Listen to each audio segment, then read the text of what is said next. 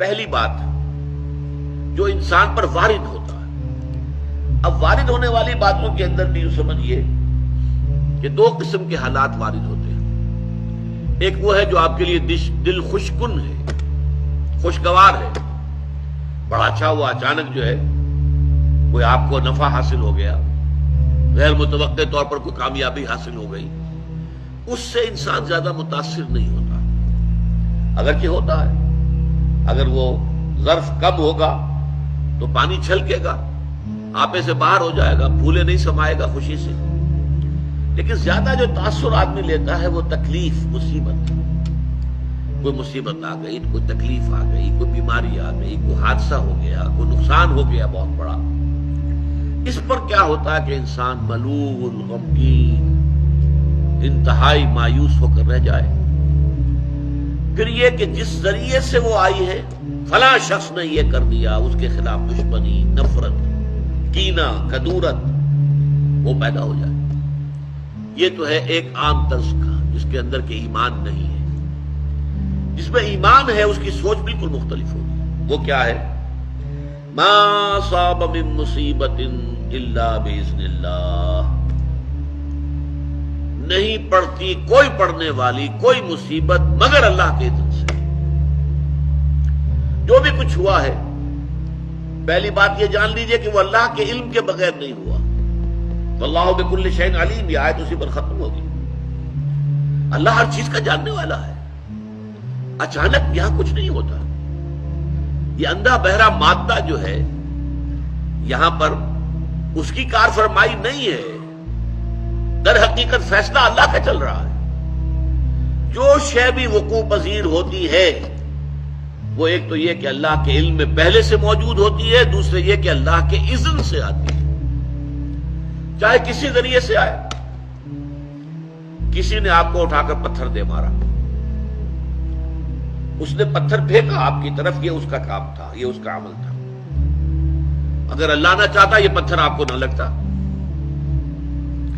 آپ کو لگا ہے تو یقیناً اذن رب سے لگا ہے۔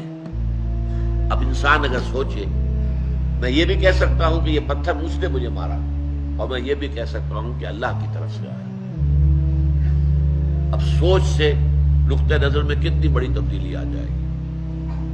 پہلے نتیجے میں غصہ، انتقام، غضب یہ پیدا ہوگا اس شخص کے خلاف، اور دوسرے نتیجے میں یہ کہ ٹھیک ہے اللہ کی طرف سے ہے، جو اللہ نے چاہا وہ ہو گیا۔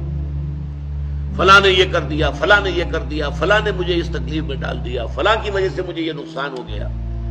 ان سارے سے برو کشیر سے پیچا کہ ہست و بود مرا، کہ اقدہا کے مقام رضا کشود مرا۔ اللہ کی طرف سے آئی ہے، میں راضی ہوں، میں مطمئن ہوں، میرے رب کی طرف سے ہے، جو کچھ ہے من جانب اللہ ہے۔ ما اصاب من مصیبت الا باذن اللہ، نہیں پڑتی کوئی پڑنے والی کوئی مصیبت، کوئی تکلیف مگر اللہ کے اذن سے۔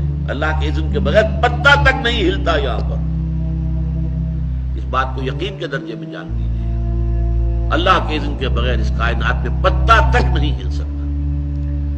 وہ تصور خدا ہم جا کے پڑھیں گے تفصیل سے سورہ حدید میں، کہ بس ہاں ایک کریٹر تھا، کریٹ کر کے علیحدہ ہو کر بیٹھ گیا، نہیں، اس نے پیدا کیا ہے، ثم استوى علی العرش، پھر تخت حکومت کے اوپر بیٹھا ہے، اور یدبر الامر من السماء الى الارض، وہ تدبیر کر رہا ہے امر کی۔ وہ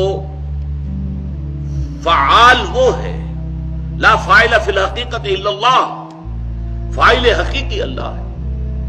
تو ما اصاب من مصیبت الا باذن اللہ ومن یؤمن باللہ یہد قلبہ، اور جو اللہ پر ایمان رکھتا ہو، یہ ہے وہ ثمرات ایمانی کا تذکرہ، اللہ اس کے دل کو ہدایت دے دیتا ہے۔ ہدایت کس بات کی؟ تسلیم و رضا کی۔ سر تسلیم خم ہے جو مزاج یار میں آئے۔ اے اللہ، اگر تیرے لیے تیرے حکم سے یہی تھا کہ میرا بچہ فوت ہو جائے، میں مطمئن ہوں، تو نے دیا تھا، تو نے لے لیا، اس پر صدمہ کائے کا؟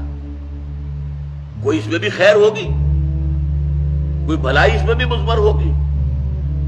ہم نہیں دیکھ سکتے، تو دیکھتا ہے، ہم نہیں جان سکتے، تو جانتا ہے۔ ہمیں علم نہیں ہے، تجھے علم حاصل ہے. انک تعلم ولا نعلم وتقدر ولا نقدر.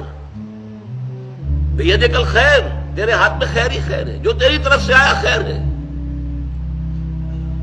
تو یہ جو راضی برضائے رب رہنا ہے، یہ ایمان حقیقی کا ثمرہ اول ہے.